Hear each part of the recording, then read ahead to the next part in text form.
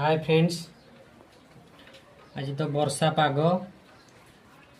पाग को समोसा आउ चप आलू चप जिलेबी आज नास्ता। वर्षा जेहेतु आज वर्षा पाग आज छुट्टी रविवार से आज टिके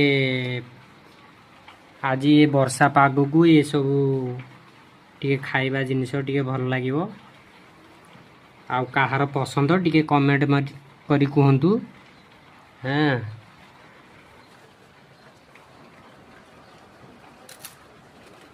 बहुत भल लगुच वर्षा पाग को ये सब ठीक।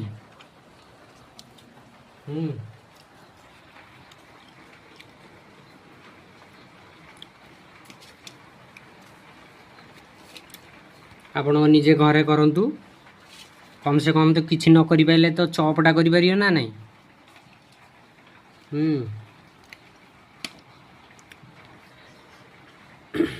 गरम गरम हेची